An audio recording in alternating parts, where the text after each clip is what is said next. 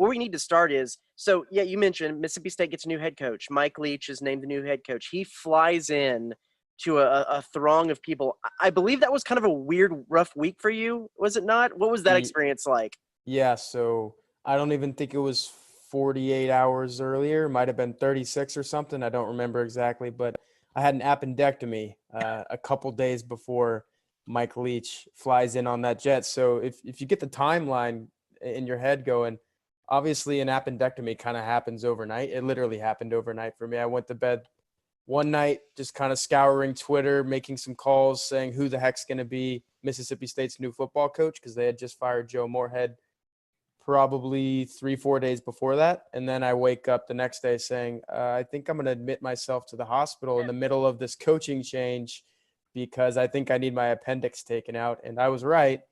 So they do the surgery. I wake up. The first thing I do when I wake up from the surgery is grab my phone, right, and see, did they make a hire yet? No.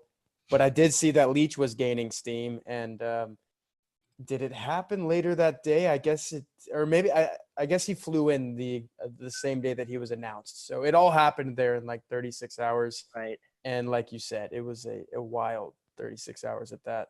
Yeah, yeah. And then you're out there, what'd you say, 48 hours at the airport when he's going and shaking everyone's hand at the Mm-hmm. fence, live streaming. I'm Yes. sure with still like the stitches in or whatever, what was going on. They Like how was actually that? used staples, which Ooh, apparently is not very common, but whatever they had to do to, tie me back up, whatever, I'm thankful they did a good job. But it was not comfortable because, it's right around the waistline. So right. I just threw on it was kind of chilly that day, but I threw on some athletic shorts. I threw on a hoodie, and my sister actually flew out to Starkville to take care of me because you're pretty bedridden when you have that for a couple days. Yeah. I was like, hey, can you drive me to this, little small Starkville airport? Because this is one of the bigger days in the program's history in the last, maybe all time. It's Mike Leach, right? Mike Leach Yeah. became their Yeah. head coach. So, yeah, it was everyone there was shocked to see me, from SIDs to fellow beat writers and even some fans. They were like, hey, didn't you just get your appendix taken out 2 days ago? And yeah, I did. Yeah.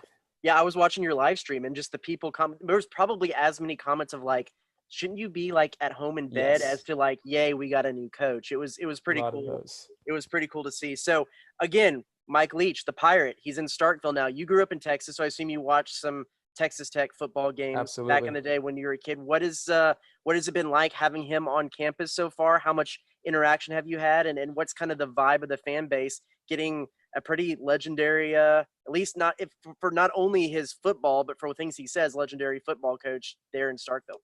For sure. That first press conference, which would have been the next day after the airport thing, I think, like I said, it all happened really quickly.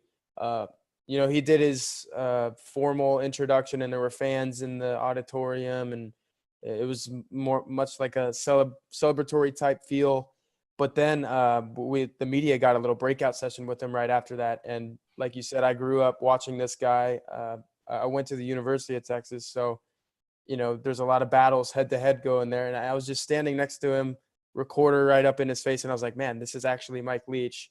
He's actually the head football coach at Mississippi State, which is pretty wild because, the places he's been, Texas Tech, Washington State. It's kind of easier to run his air raid offensive system at places like that. I just feel like the athletes are a little more conducive to that style, and the conferences in general kind of are receptive to playing that way. So I think it's going to be really interesting. SEC football, you think of these, big burly defensive players, and on offense, it's gotten a little more to the point where places like Alabama, LSU, even Texas A&M have these, shiftier Big 12 almost looking receivers. But I'm just really interested to see what he can do with these athletes that he's recruiting out of Mississippi, because if you look at their 2021 recruiting class right now, I think they have 11 guys and 9 of them are from Mississippi. So he's recruiting the state really well. And it's just going to be interesting to see what, the pirate, the mad scientist can do with these guys.